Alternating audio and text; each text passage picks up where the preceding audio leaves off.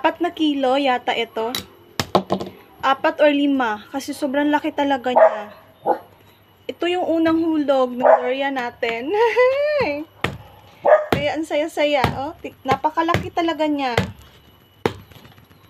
Wow! Hindi siya bulok.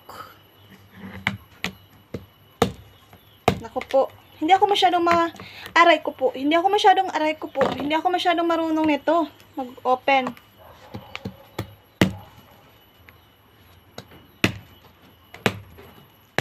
Ay.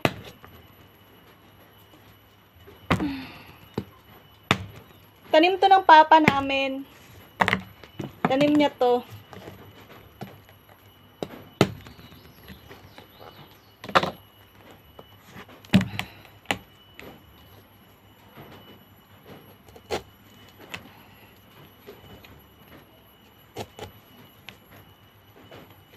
Hirap.